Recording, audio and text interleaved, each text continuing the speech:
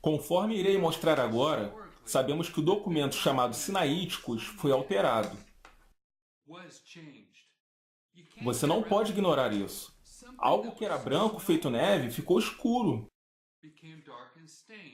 Tudo ao longo de 694 páginas. Mas quem faria algo assim? Talvez o mais inteligente seja perguntar: quem fez isso? Recebeu alguma ajuda?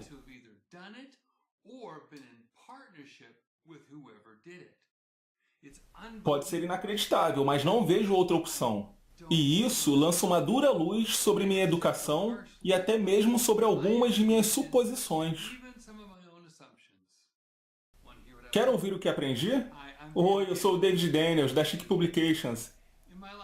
Em meu último vídeo, chamado A História Oculta do Codex Sinaíticos, eu te mostrei como que em algum momento do século XIX, o enorme códice, isto é, aquele grande livro chamado Codex Sinaíticos, mudou de branco para escuro. Vamos destrinchar um pouco isso. Sou grato ao pesquisador Stephen Avery por sua pesquisa meticulosa. Escute esta linha do tempo. De 1844 a 1850, todos sinaíticos, incluindo o tal Antigo Testamento chamado Septuaginta, com seus apócrifos embutidos, incluindo o Novo Testamento, além da Epístola de Barnabé e de Pastor de Hermas, enfim, cada pedaço dele era totalmente branco. Foi testemunhado como branco, descrito como branco. Duas seções dele foram retiradas em 1844, a princípio para o rei da Saxônia, em Leipzig, na Alemanha moderna. E qualquer um pode ver que o Codex Frederico Augustanus, abreviado como CFA, até hoje é branco. Porfiry Uspensky, da Rússia, viu o que sobrou no ano seguinte, 1845, e descreveu como branco. Então, ele visitou o documento novamente em 1850 e ainda era branco. Ele publicou esse fato em seus 2 livros de viagens nos anos de 1856 e 1857. Eles abrangem o período de 1844 a 1850, 6 ou 7 anos. E como Leipzig fica na Alemanha, as pessoas viam o CFA branco e achavam que todos os sinaíticos também era branco.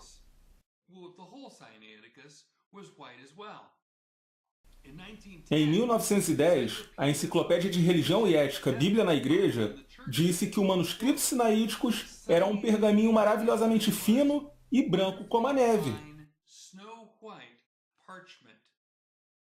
Agora, ouça esta descrição de outro escritor em 1913, J. A. McClymont. O Sinaíticos foi resgatado do esquecimento pelo famoso crítico Tischendorf e agora está na Biblioteca de São Petersburgo, na Rússia. Trata-se de um pergaminho branco como a neve, supostamente feito de pele de antílope. Então, de acordo com 2 autores, o Sinaíticos era como? Branco como a neve. Só que tem um probleminha. Não era. Na verdade, depois de 1859, ele ficou escuro. Isso foi depois de Tischendorf tê-lo adquirido. Como podemos ter certeza disso se aqueles escritores posteriores o descreveram como branco feito a neve? Através do próprio Tischendorf. Escute essa. Em 1862, Tischendorf o descreveu como sufflava, uma palavra latina que significa amarelado. Também em 1862, Tischendorf permitiu que outro estudioso, Trígueles, examinasse os sinaíticos por 3 dias. Então, se o documento fosse alterado depois dessa data, Trígueles teria sabido. Em 1864, Frederick Scriver, em seu próprio livro, publicou uma compilação contendo os sinaíticos completo e o texto recebido. Nele, ele escreveu: as folhas de velino são agora praticamente amarelas. E em 1911, Allen e Kissop Lake fotografaram os sinaíticos em cores, de modo que não havia como esconder o que eles viram. Eles disseram: as folhas mais grossas estão inclinadas para um tom amarelado. Então, pessoas que realmente viram a parte grande dos sinaíticos o identificaram como amarelo. Já aqueles que viram antes de Tischendorf, ou que só viram o CFA da Alemanha, disseram ser branco como a neve. E o CFA, que foi rapidamente, em 1844, enviado ao rei da Saxônia, na Alemanha moderna, era e ainda é branco. Então, por que as pessoas ainda achavam que era tudo branco depois de Tischendorf publicar os Sinaíticos em 1862? Eu penso que as pessoas viam o CFA na Alemanha, mas não viam a parte que estava na Rússia. E como ninguém tinha motivo para desconfiar dos Sinaíticos, quem viu o CFA branco como a neve, deduziu que tudo era branco. Todavia, aqueles que viram o restante dos Sinaíticos, a parte que ficou mais tempo com Tischendorf, deduziram que tudo era escuro e cheio de manchas. Havia dois grupos de pessoas descrevendo duas cores dos Sinaíticos ao mesmo tempo. E ninguém nem notou, porque só há 2 anos é que alguém colocou todas as peças dos Sinaíticos juntas, de modo que possamos vê-las com nossos próprios olhos.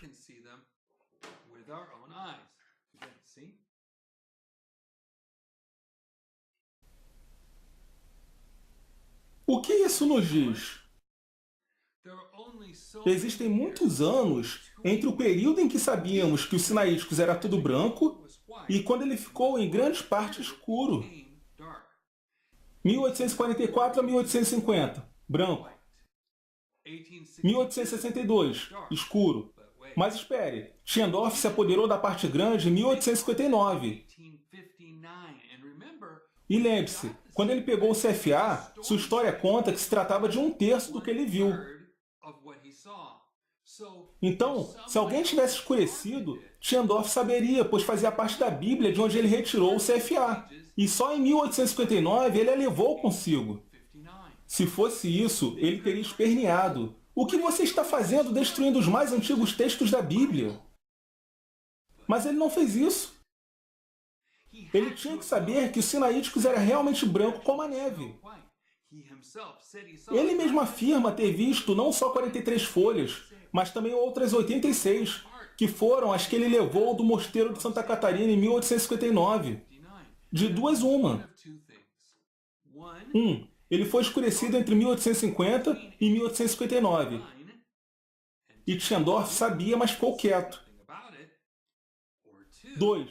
Foi escurecido algum tempo após ele tê-lo adquirido em 1859. E ele achava que ninguém descobriria que ele era branco. Enfim, ou Tischendorf fez isso, ou ele sabia quem fez e foi cúmplice. Tischendorf não parece muito legal agora, não é? Mas vamos olhar por um ângulo totalmente diferente. Como Deus lida com coisas escondidas? Em Lucas 8,17 e em muitos outros lugares, Jesus disse: porque não há coisa oculta que não haja de manifestar-se, nem escondida que não haja de saber-se e vir à luz.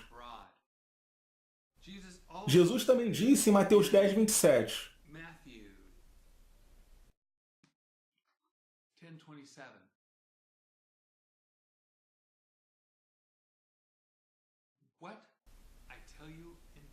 O que vos digo em trevas, dizei-o em luz.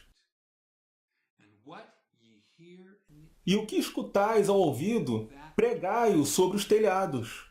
E você lembra de como Jesus agradeceu a Deus, tanto em Mateus 11:25 como em Lucas? Ouça Mateus 11:25. Naquele tempo, respondendo Jesus, disse: graças te dou, ó Pai, Senhor do céu e da terra, que ocultaste estas coisas aos sábios e entendidos e as revelaste aos pequeninos. Percebe? Esse é o padrão de Deus. Ele revela a sua verdade e humilha essas pessoas, fazendo com que todo mundo saiba sobre isso. Qualquer um que estudar Tischendorf vai notar que ele gozava do prestígio do Papa, mesmo sendo protestante. Parece que Tischendorf tinha seu próprio santo graal, por assim dizer, chamado de Codex Sinaíticos. Ele passou anos prestando favores a líderes católicos, de modo que eles escreviam cartas ao Papa dizendo que Tischendorf era confiável. Sinaiticos e vaticanos têm algo em comum. Ambos estavam supostamente sob os cuidados de monges ou católicos e mantidos escondidos dos cristãos comuns durante séculos. Isso soa como o cumprimento da promessa de Deus de preservar suas palavras? Em lugares escondidos? Em segredo? Longe das pessoas por quase 2000 anos? E a única maneira de obtê-los é se curvando aos monges, aos jesuítas, ou prestando favores a reis ou papas? Isso nunca soou certo para mim, nem mesmo quando me falavam a respeito na faculdade da Bíblia. E qual foi o resultado? Em Lucas 8,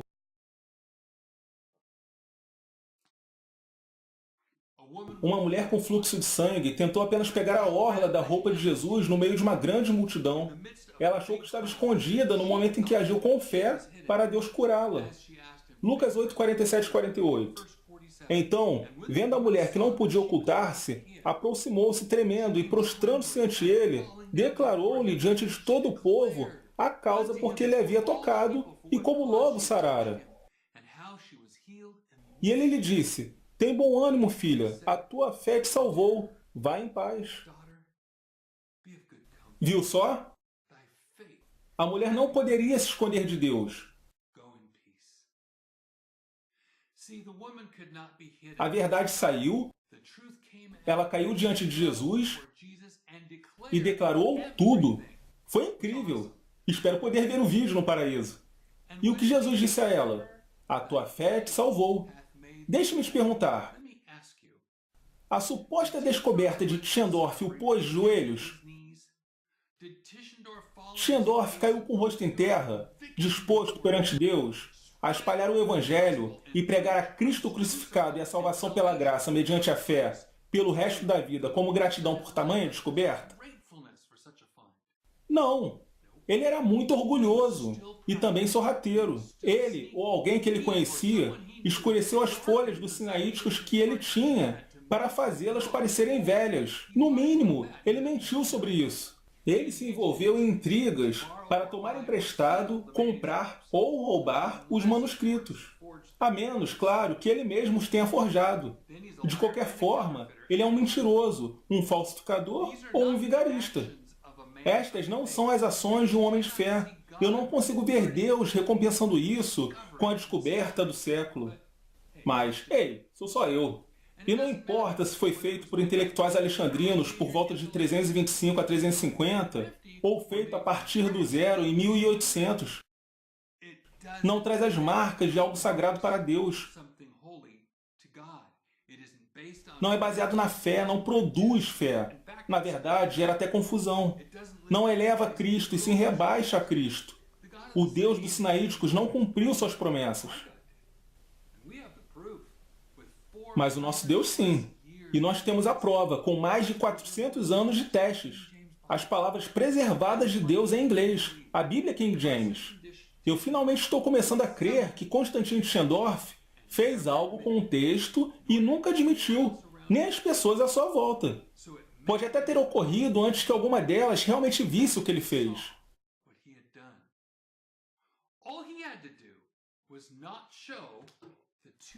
Tudo o que ele precisava fazer era não mostrar as duas partes juntas e desacreditar quem as viu antes de 1859. A propósito, é exatamente isso que ele fez. E funcionou até poucos anos atrás.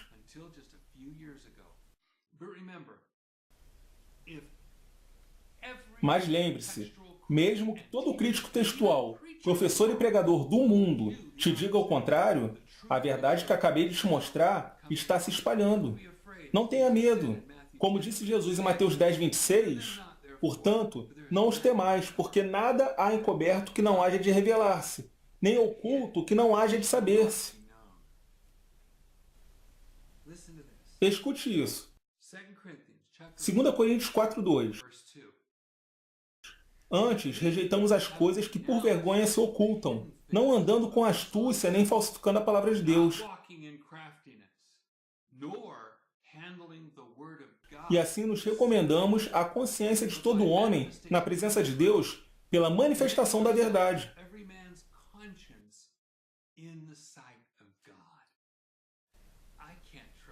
Eu não posso confiar nos sinaíticos. Mas lembre-se, se não posso confiar nos sinaíticos, também não posso confiar em praticamente qualquer Bíblia do mercado, exceto a King James ou outra do texto tradicional. Quanto mais eu sei, mais eu gosto, ou melhor, amo minha King James.